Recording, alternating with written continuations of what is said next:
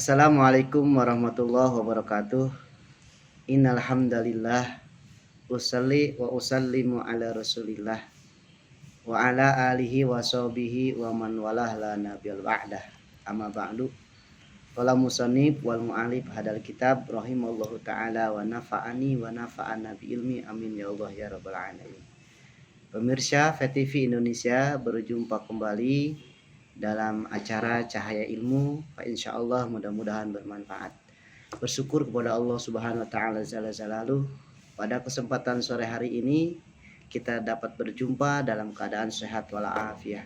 Mudah-mudahan Allah memberikan kebahagiaan pada saat ini dan kelak kita mendapatkan kebahagiaan di surganya Allah Subhanahu wa taala. Salat dan salam insya Allah kita limpahkan kepada baginda alam Habibana wa Nabiyana Muhammad sallallahu alaihi wasallam berserta keluarganya, sahabatnya, dan para pengikutnya hingga akhir zaman. Sahabat, teman-teman, pemirsa VTV Indonesia berhak mendapatkan daripada kenyamanan dalam acara ini dan juga berhak bertanya, karena alhamdulillah pada kesempatan sore hari ini saya sudah mendapatkan beberapa pertanyaan dari hamba-hamba Allah yang insya Allah mudah-mudahan saya diberikan kelancaran dan ilmu dari Allah Subhanahu wa taala sehingga saya dapat menjawab. Adapun kesalahan dalam milik saya, kebenaran dalam milik Allah Subhanahu wa taala. Hamba-hamba Allah yang dirahmati Allah Subhanahu wa taala, pada kesempatan sore hari ini saya mendapatkan surat dari beberapa hamba Allah, pertanyaan-pertanyaan sekitar tentang ilmu. Ini mendadak sekali bertanyaannya, subhanallah. Yang pertama pertanyaannya adalah dari Kakak Ari. Selamat sore Kakak Ari, mudah-mudahan sehat selalu, diberikan oleh Allah Subhanahu wa taala limpahan keberkahan, selalu diberikan kesehatan oleh Allah Subhanahu wa taala dan maksudnya dikabulkan oleh Allah Subhanahu wa taala. Terima kasih Kakak Ari. Kakak Ari dari Keranggan. Assalamualaikum warahmatullahi wabarakatuh. Waalaikumsalam warahmatullahi wabarakatuh. Selamat sore Pak Ustadz. Sore juga Kak Ari. Saya akan bertanya Pak Ustadz. Monggo silahkan.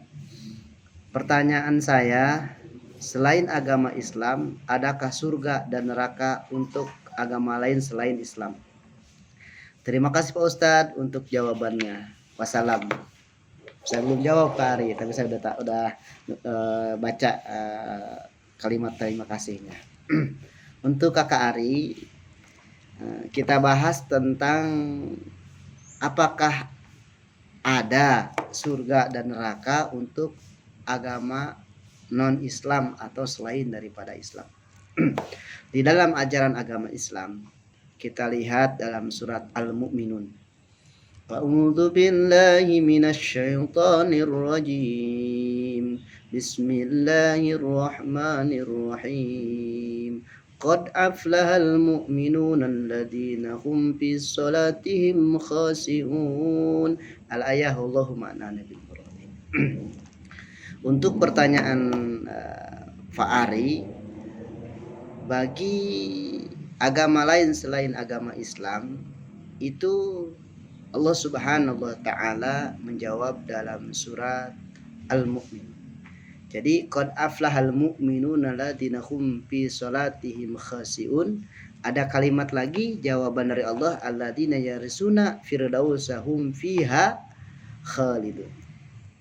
Jadi orang yang akan masuk surga adalah orang Islam. Yang mewarisi orang yang akan masuk surga adalah orang Islam. Selain daripada Islam tidak akan masuk surga. Itu jawaban Allah Subhanahu wa taala jalla jalaluhu. Mudah-mudahan bermanfaat. Karena waktunya singkat, saya tidak bisa lebar untuk hadis dan ijma ulama. Di dalam Al-Qur'an Allah berfirman, qad aflahal mu'minul ladzina hum fi salatihim khashi'un, bahwa yang akan mendapatkan mewarisi daripada surganya Allah itu adalah orang-orang yang salat yang khusyuk dan orang-orang yang beramal soleh, dan orang-orang yang mendapatkan surga itu adalah orang yang termasuk agama Islam. Selain agama Islam tidak akan mendapatkan surga. Ya risuna hum fiha khalidun. Yang akan mendapatkan mewarisi surga adalah orang yang beragama Islam.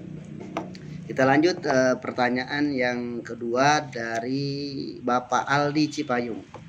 Selamat sore Bapak Aldi, mudah-mudahan sehat selalu. Assalamualaikum warahmatullahi wabarakatuh. Selamat sore Pak Ustadz, selamat sore juga Pak Ali. Yang mau ditanyakan begini Pak Ustadz. Yang pertama, dari mana kata Islam ini berawal? Siapa yang menyebut nama Islam tersebut? Terima kasih Pak Ustadz. Subhanallah. Dari mana kata Islam ini berawal? Subhanallah, mungkin saya akan jawab. Tolong Aldi ya, buka lagi dalam kitab suci Al-Quran atau kitab kita, surat Al-Imran ayat 19. Boleh dibuka. Kalau nggak salah begini, A'udzubillahi minasyaitonirrajim, Bismillahirrahmanirrahim, Inna dina indallahil Islam. Inna dina indallahil Islam. Sesungguhnya agama yang diridhoi di sisi Allah adalah agama Islam. Pertanyaannya, siapa yang membuat nama Islam? Yang membuat nama Islam itu dah Allah Subhanahu wa taala dalam surat Al-Imran ayat 19.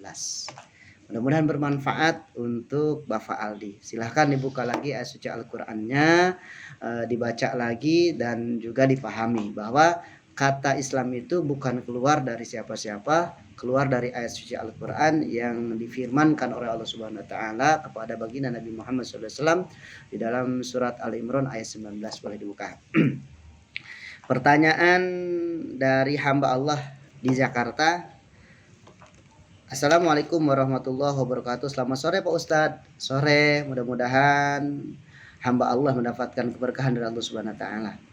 Yang mau ditanyakan adalah saya mengurus untuk menyalurkan uang amal umat ke tangan yang berhak. Yang mau ditanyakan adalah yang pertama, apakah saya berhak mendapatkan upah atau gaji dari uang amal tersebut dan besarnya berapa?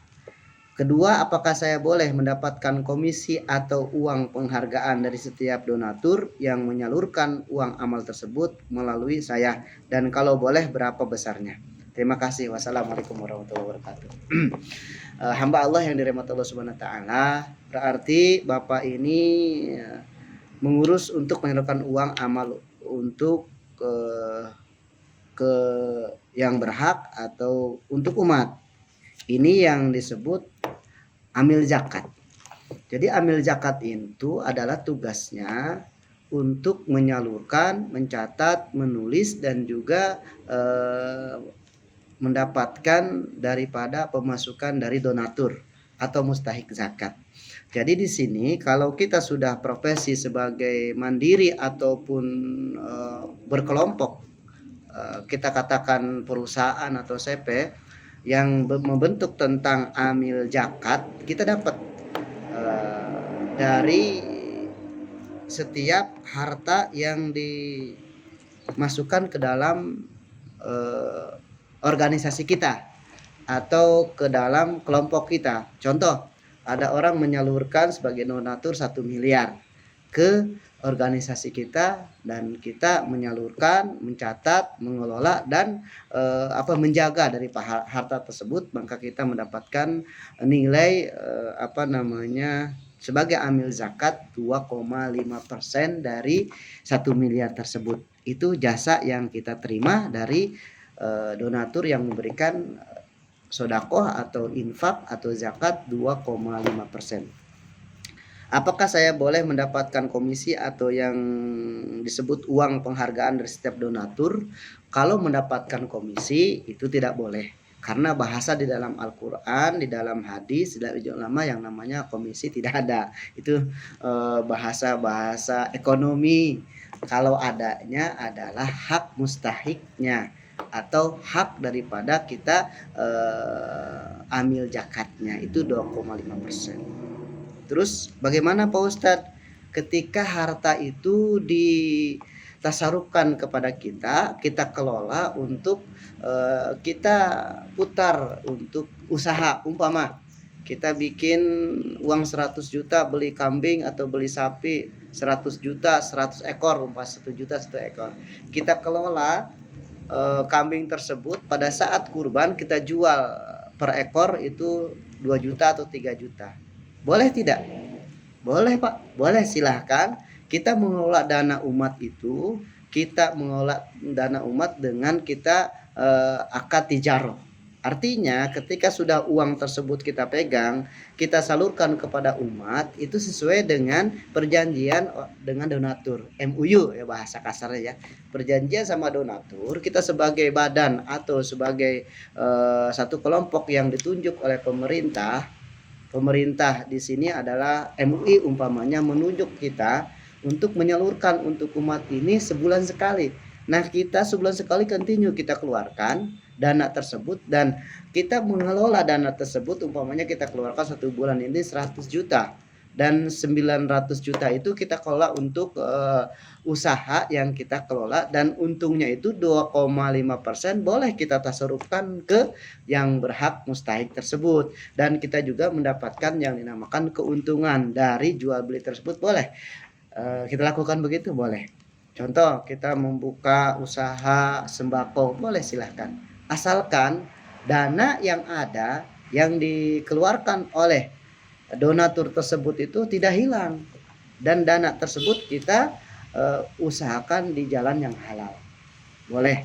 Jadi intinya 2,5% sebagai amil zakat tugasnya adalah mencatat, mengelola, terus menjaga harta tersebut, mentasyarufkan harta tersebut kepada haknya, itu 2,5% berhak mendapatkan bagian. Terus bagaimana mengambilnya? Di akhir daripada penyaluran atau di awal penyaluran? Boleh di awal penyaluran sebelum kita keluarkan ke haknya, boleh diambil. Boleh juga diambil setelah penyaluran. Itu tergantung daripada sistem yang dimasukkan di dalam kelompok kita, asalkan sesuai dengan daripada ijma ulama dan sesuai dengan aturan baginda Nabi Muhammad SAW, seperti sedikit di zaman Sayyidina Abu Bakar Siddiq dan zaman Khalifah Sayyidina Umar radhiyallahu anhu, beliau sebagai Amirul Mukminin mendapatkan daripada zakat harta dari mal atau dari Baitul Mal, dihitung oleh pejabat-pejabat yang berhak untuk mendapatkan harta tersebut 2,5%. Mudah-mudahan bermanfaat bagi hamba Allah.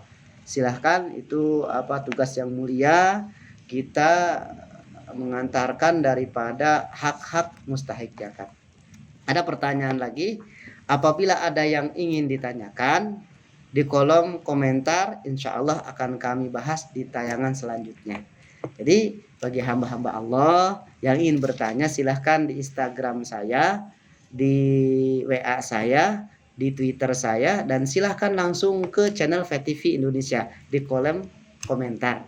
Jadi insya Allah saya akan bahas di setiap malam Jumat itu akan tayang.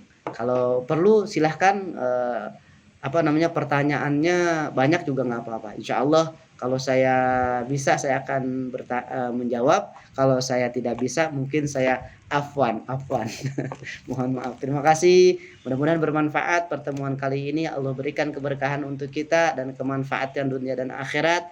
Untuk hamba-hamba Allah dan yang bertanya, mudah-mudahan semuanya Allah berikan keberkahan, kemuliaan, keselamatan dunia dan akhirat. Terima kasih.